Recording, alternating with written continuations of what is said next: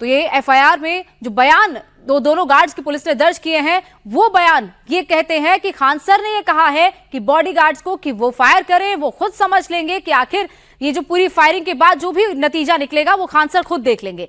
तो ये एफआईआर में भी कई ऐसे एलिगेशंस उन पर लगे हैं कि खान सर के कहने पर ही बॉडीगार्ड्स ने गोलियां चलाई और बॉडीगार्ड्स ने भी अपने बयान में ये बात कबूली है। और यही वजह है कि खान सर पर गैर इरादतन हत्या का ये केस दर्ज किया, आर्म्स एक्ट के तहत ये केस दर्ज किया गया है और आर्म्स एक्ट में नॉन बेलेबल ये पूरा मामला है। और यही वजह है कि खान सर को गिरफ्तारी का डर है, गिरफ्तारी के बाद उन्हें बेल मिलेगी नहीं। यही वजह है कि खान सर फिलहाल पुलिस के सामने नहीं आ रहे हैं, कोर्ट के सामने नहीं आ रहे हैं और सिर्फ अग्रिम जमानत की कोशिश फिलहाल उनके वकील की तरफ से की जा रही है।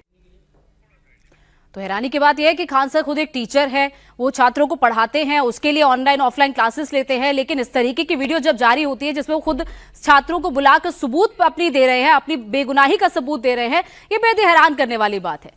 गोलीकांड में खान सर और फैजल खान बुरी तरह फंस गए। गैर जमानती धाराओं में केस दर्ज किया गया है, लेकिन सवाल यह है कि अगर खान सर के खिलाफ सभी आरोप सही साबित होते हैं और अगर खान सर को कोर्ट दोषी करार देती है तो उन्हें कितने साल की सजा होगी। तो आइए आपको इसके बारे में भी समझा देते हैं। खान सर के खिलाफ दो अलग अलग तरह की धाराएं लगाई गई हैं। उन पर हत्या की कोशिश का आरोप लगा है, यानी कि बीएनएस की धारा 109 उन पर लगाई गई है और दूसरा आर्म्स एक्ट के तहत केस दर्ज किया गया है। उन पर आर्म्स एक्ट की जो धाराएं लगाई गई हैं उनमें 25, 9, 27 और 35 लगाई गई हैं। दोनों ही ये गैर जमानती धाराएं हैं। बीएनएस की धारा 109 के तहत 10 साल तक की जेल उन्हें हो सकती है और इसमें जुर्माने का भी प्रावधान है।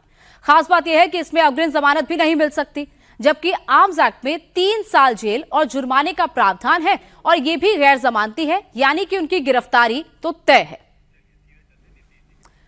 और नीतीश चंद्रा हमारे सहयोगी हमारे साथ लाइव जुड़ गए इस खबर पर। नीतीश, कहां है खान सर? बार बार ये कहा जा रहा था कि वो कोर्ट पहुंच गए हैं, उसके बाद ये कहा गया उनके वकील की तरफ से कि वो सरेंडर नहीं करेंगे, वो अग्रिम जमानत की याचिका लगाएंगे। इस वक्त क्या अपडेट है?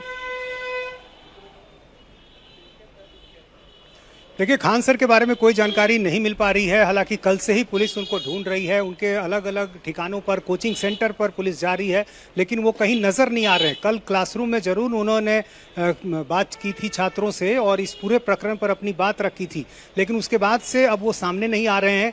कोई जानकारी उनके बारे में नहीं मिल पा रही है और अब ये जानकारी मिली है कि वो एंटीसिपेटरी बेल फाइल करेंगे, क्योंकि जो सेक्शन लगाया गया है, जो धाराएं लगाई गई हैं, वो गैर जमानती हैं, नॉन बेलेबल सेक्शन हैं और ऐसी स्थिति में जब वो सरेंडर करते तो हर हाल में उनको जेल जाना पड़ता, क्योंकि बेल नहीं मिलना था। ऐसी स्थिति में एंटीसिपेटरी बेल ही उनके पास एक विकल्प है। तो जाहिर है उनके वकीलों ने कहा है कि वो बेल फाइल कर रहे हैं और यदि उनको बेल मिल जाती है तब तो राहत मिलेगी, लेकिन यदि बेल नहीं मिलती है तो ऐसी स्थिति में एक बार फिर वो जाहिर है कानून के शिकंजे में होंगे और फिर आगे जो कानूनी प्रक्रिया है उसका सामना करना पड़ेगा, क्योंकि इस मामले में जो धाराएं हैं, जो आरोप हैं, वो बेहद गंभीर हैं और उसमें उनको 3 से 7 साल तक की सजा हो सकती है।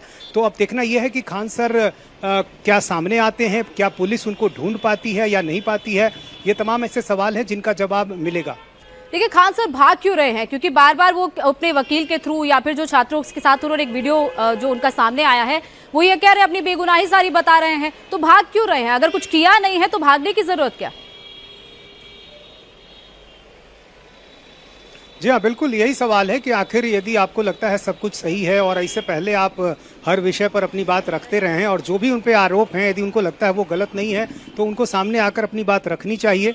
और चूंकि जाहिर है एक लोकप्रिय चेहरा है खान सर, काफ़ी संख्या में उनसे छात्र जुड़े हुए हैं, तो उनको सामने आना चाहिए। लेकिन जाहिर है कानूनी पेचीदगियों की जानकारी उनको भी है, उनके वकीलों ने उनको सलाह दी है कि इस मामले में पुलिस उनको तुरंत गिरफ्तार कर सकती है और यदि वो कोर्ट में सरेंडर करने जाएंगे तो हर हाल में उनको जेल जाना पड़ेगा, क्योंकि इस मामले में उनको बेल नहीं मिलेगी तुरंत।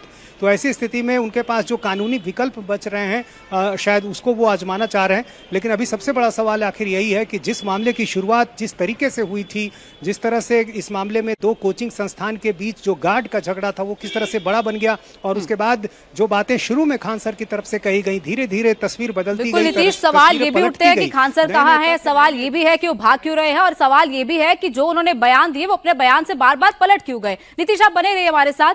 वहीं पटना में जो 2 कोचिंग के बीच में विवाद हुआ उसकी वजह आपको बताते हैं। इसके पीछे दरअसल वर्चस्व की लड़ाई है।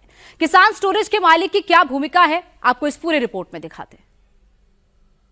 पटना के मुसल्लापुर में खान ग्लोबल कोचिंग, ज्ञानबिंदु कोचिंग, ये सारे कोचिंग जिस कैंपस में है उसका नाम है किसान कोल्ड स्टोरेज। दरअसल यहाँ बहुत पहले एक कोल्ड स्टोरेज हुआ करता था और आज भी एक छोटे से हिस्से में यहाँ पर किसान कोल्ड स्टोरेज का एक दफ्तर है।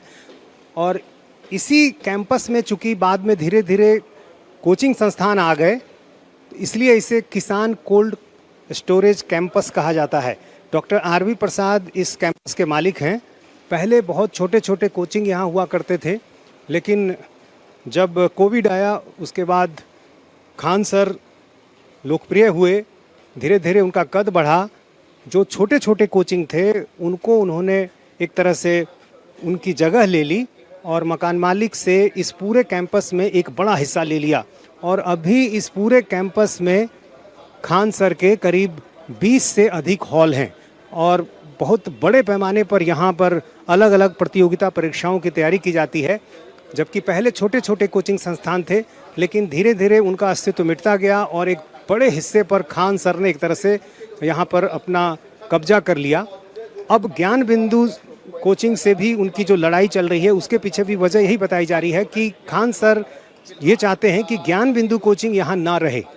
और यही कारण है कि मकान मालिक के साथ मिलकर जो भी विवाद सामने आ रहा है उसकी बात कही जा रही है। ज्ञानबिंदु की तरफ से इस तरह के आरोप लगाए जा रहे हैं और इस पूरे हिस्से में अभी सिर्फ 5 कोचिंग संस्थान हैं, जबकि पहले इनकी संख्या बहुत ज़्यादा थी।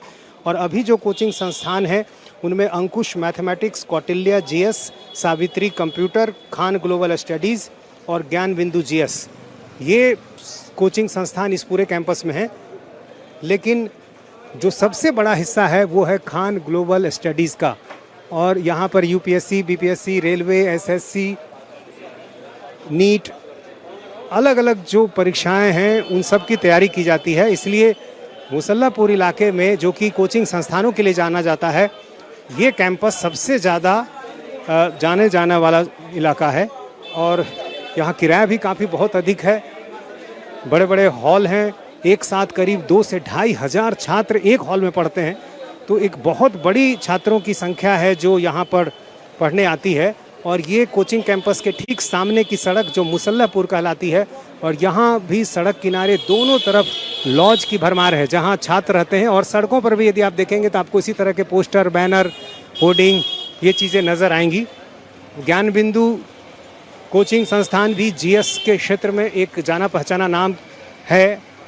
खान सर के सामने यदि कोई सबसे बड़ा कहें कि प्रतिद्वंदी है तो वो चूँकि ज्ञानबिंदु कोचिंग संस्थान है, इसलिए ये विवाद उनके बीच पहले से चला रहा है।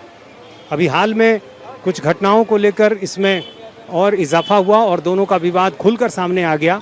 और इसी मामले में अब ज्ञानबिंदु के जो डायरेक्टर हैं रोशन आनंद, वो अभी जेल में हैं। और दूसरी तरफ खान सर पर भी एफआईआर दर्ज हो गई है। अब पुलिस उनकी गिरफ्तारी के लिए भी दबिश दे रही है। तो ये पूरा इलाका दरअसल छात्रों से भरा हुआ है। इसलिए कोचिंग संस्थानों के बीच जो एक कोचिंग वार की स्थिति नज़र आती है वो यहाँ पर देखने को मिलती है। और इसलिए इस पूरे हिस्से में यदि आप देखें तो मुसल्लापुर हाट के इलाके में आपको कई इस तरह के बोर्ड मिलेंगे। यहाँ भी देखिए अलग अलग कोचिंग संस्थान जो आरआर कैंपस सिलेक्शन तक, बिहार पुलिस, बिहार दरोगा, एसएससी, रेलवे, इस तरह की जो होर्डिंग है वो नज़र आती है। एक दुकान की तरह आप कह सकते हैं कि ये पूरा इलाका कोचिंग संस्थानों से भरा हुआ। और जाहिर है जब अब खान ग्लोबल कोचिंग और ज्ञानबिंदु कोचिंग के बीच विवाद सामने आया है, इसके साथ ही ये बहस भी शुरू हुई है कि आखिर ये जो कोचिंग वार है उसके पीछे की वजह क्या है, ये कितना बड़ा कारोबार है और कोचिंग माफियाओं का जो जन्म है इस पूरे इलाके में कैसे हुआ। ये सारी चीज़ें अब इस विवाद के साथ सामने आ रही हैं। 2 कोचिंग के बीच वर्चस्व की लड़ाई को लेकर बिहार में सियासत भी गर्मा गई है। इस मामले में जेडीयू का कहना है कि पुलिस साक्ष्यों के आधार पर कार्रवाई कर रही है। कानून तो सबके लिए बराबर है। 2 कोचिंग सेंटर के बीच आपसी मनमुटाव आज यह रूप ले लिया कि एक कोचिंग के संचालक को जेल जाना पड़ा, जिस आरोप के आधार पर उन्होंने एफआईआर किया, जब पुलिस ने हमारी जांच की, चूंकि बगैर राजनीतिक हस्तक्षेप के जांच होता है, तो पता चला कि सिक्योरिटी वाला ही गोली चलाया है। उसने कबूल भी कर लिया। तो कानून का हाथ लंबा होता है और वो जबड़े तक जाता है।